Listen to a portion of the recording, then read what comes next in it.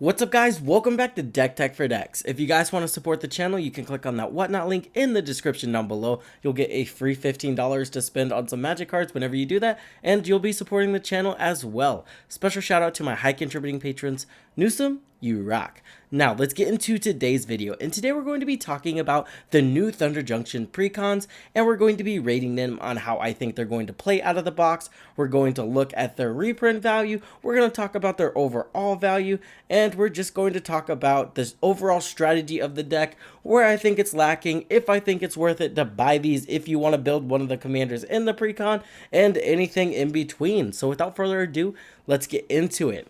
The first one we're going to talk about is the Nia Deck, and this guy does have a lot of power to him, but I do think this is the weakest deck out of the lot.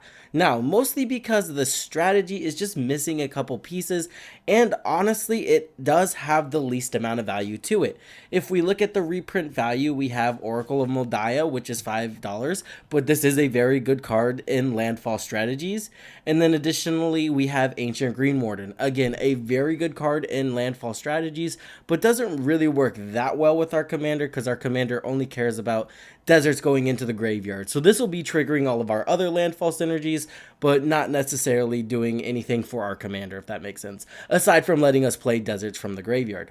That's another thing I wanted to touch on that I think this deck is really missing, is sack outlets for our deserts. Yes, our commander can go ahead and sacrifice deserts, but aside from that, there's not a lot of other ways to get them in the graveyard. But there is a plethora of ways to play land cards from our graveyard. So the way this deck really wants to be played is you need a lot of sack outlets for your lands, and this just doesn't have that. I'm talking we need Zoran Orb, a way to play our land cards from the graveyard, and then a way to play additional lands. This way you can get the maximum amount of triggers per turn, and then even if you have a haste outlet, you can go ahead and sack all of your deserts and generate an instant board state and try to take your opponents out that way. Like I said, a lot of missed opportunities with this commander, so if you really are interested in building him, you're probably best just buying the commander outright and then building your deck from scratch, and that's going to give you a more cohesive deck. We're going to talk about the stats for a little bit. We have 5 card advantage pieces, which is another thing that really knocks at this deck. Now, there is a lot of discarding and drawing, but that's not really card advantage. You're just rifling through your deck, which is also fine. But like I said, we only have 5 hard card advantage pieces, and that's just low.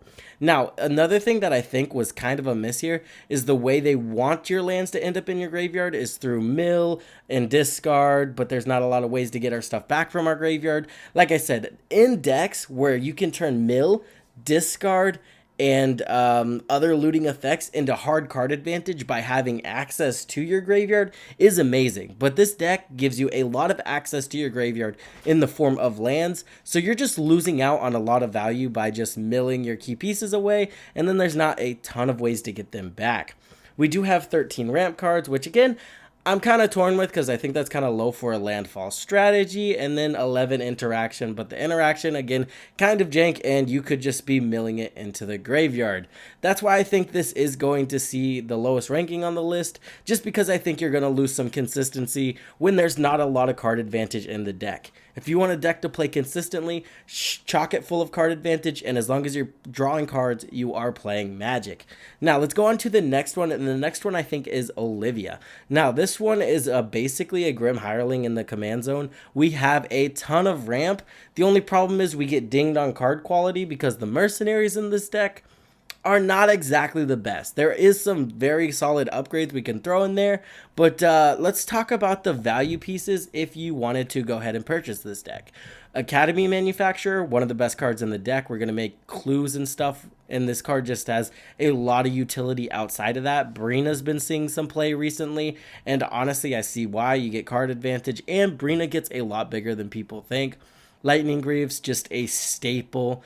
You have Rain and Riches, Cascade's pretty cool. And then when you pair it with all the treasure token generation and magic, you can basically get this every turn very consistently.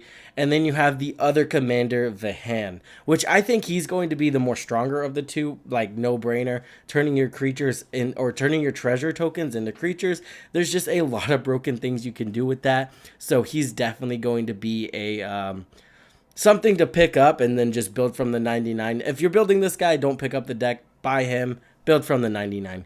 But honestly, this is one of the decks, if you did want to build a mercenary deck, you could probably go ahead and buy the Precon because there is a lot of mercenary cards in there. So again, if you did want to build Olivia, I think this one's probably worth picking up.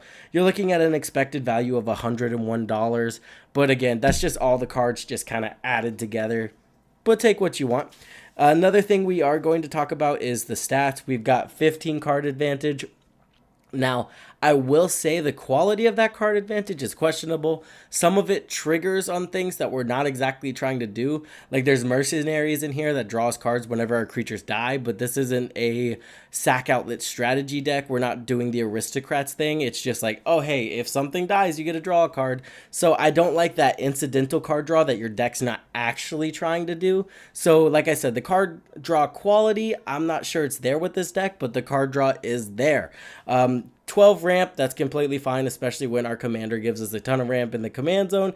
And then we have 11 removal pieces. Some of the removal pieces, questionable and very expensive, but hey, 11 removal, you take what you can get. And honestly, it's not that bad. The average CMC of the deck, 2 or 3.2, which is not bad at all, and so it's going to ensure that you're casting your creatures, going super wide, and then smashing face. This deck is just going to perform because treasure tokens are busted, and like I said, we do have a lot of incidental card draw, but good thing, like, random things happen in Commander, and you will be able to get that card advantage off, and if not, you just start buffing your board state, getting it bigger and bigger, generating more treasure tokens, and then eventually taking out all of your opponents.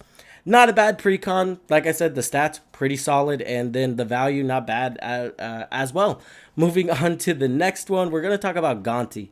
And now Gonti's a little bit interesting because the card advantage is basically in the command zone. Now, where this deck is lacking is I think the protection for Gonti, but that's very easy to find and very easy to add to the deck. And then after that, we have a ton of card advantage because, again, we are able to draw up to 3 cards a turn with our commander on the battlefield, and there's a lot of other effects that exile cards from our opponents as well, and that's going to be card advantage. On top of that, there's a lot of cards like Hostage Taker that are just one-off, one-for-one effects, right? We lose Hostage Taker, but we're going to gain another card from our opponent, so it's kind of like replacing itself. Not terrible, and this deck has a little bit of those effects in there. So we're going to have a total of 17 card advantage pieces and then a lot of one-off effects. So this deck does draw cards. We have 12 interaction and 13 ramp cards, but in this deck you are going to be able to utilize even your opponent's interaction, ramp spells, and card draw. So like I said, this one's going to be very solid. It's just got a bunch of little evasive creatures in there, so they will be able to connect, and then once they connect, you're going to get the card advantage. You're going to get to play your opponent's spells. Where I think you could upgrade this deck pretty solid is putting ways to play additional lands in this deck as well. Sounds kind of weird at first, but Gonti allows you to play your opponent's lands. So you're going to be exiling more lands than cards that you can play. Might as well be able to play those additional lands along with the lands in your library as well. So like I said, putting additional lands or putting the ability to play additional lands in this deck is just going to allow you to play all the cards you're exiling. Kind of took a little bit to get there, but we got there. And yeah, after that, the expected value, $95. Let's talk about what's in the deck that's holding the value. We have Brain Stealer Dragon. The art's insane, and this is honestly one of my favorite cards just to shove in a deck. It's really funny to do. He's really massive, and it's a badass looking dragon. Felix 5 Boots, the other commander in this deck. This guy's very interesting as well. If you're trying to build Felix 5 Boots, definitely go ahead and just purchase a completely different, or you can purchase him and then build your own deck from scratch.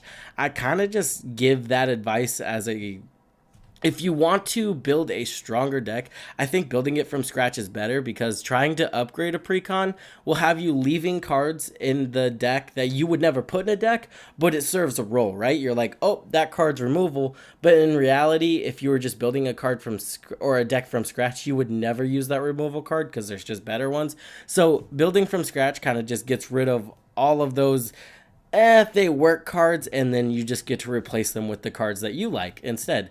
Then we have, of course, Mind's Dilation. I don't know about this card. I've seen this card get a ton of lands off of it, so I'm not sold on it, but it's a fun Timmy card, and that's probably why it's $6. 3 visits. This one's just very efficient. And then Twilight Mire, a land. This card, again, really good for filtering. Gonti, number 2, very solid deck. Buy it as a precon and it's going to do the thing, and it kind of self-balances, right? Because it's kind of the power level of whatever your opponents are playing. But yeah, moving on. Let's talk about the last one and what I think is the most powerful. We're going to talk about Stella. And the reason I think this deck is most powerful is honestly, it's filled with a bunch of card advantage, and it's just an Izzet Storm list.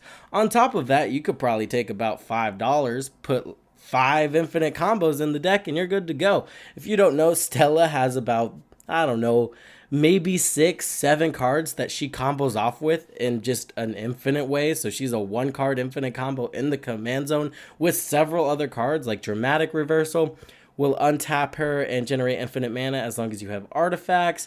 You have Cerulean Wisps that will draw your entire library. There's a red card, forget the name of it right now, but it just kills everybody on the spot. Yes, this card's just busted, and that kind of leads to it being one of the best precon decks. Expected value, it actually has the most. We're talking about $106. I'm losing it. And then let's talk about some of that value. You get Arcane Denial. That card's gone up in price, and it's just really good. A lot of people shit on Arcane Denial, but I like it because not only are you replacing the card, but also your opponent's replacing the card as well. I know that seems like a shitty thing to do, right? Why am I giving my opponent's card advantage? But when you think about it, you and the opponent are 1-for-1ing yourself every time you counter their spell, and the other 2 players are just fine. So you discarded a card, your opponent discarded a card, and those 2 are up 2 cards on you, right? I mean, kind of a weird way to say it, but accurate. So if you draw a card and they draw 2 cards, it's kind of net even, and they really only draw 1 card off of it, and you just end up using your counter spell that's a cantrip. It's not as bad as people make it out to be, is what I'm trying to say.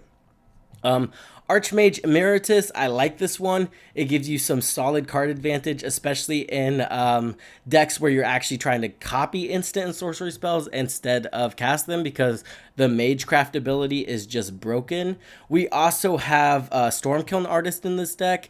It went way down in price, but that card consistently goes to $4, down to nothing, down to up to $4. So I do want to mention that Stormkiln Artist is in the deck. Again, it's gone down in price, its budget again, so I'm happy with that. Crackling Spellslinger, this is a new one. I'm really excited to try this one out. It just does some janky stuff, gives the next spell you cast Storm. Storm's not okay, so that's kind of funny. We have Iris, Roar of the Storm. This one is the other commander in the deck, and honestly, making a 5 or a 4/4 dragon on everybody's turn sounds really fun. So this sounds like this looks like a really cool commander to make in general.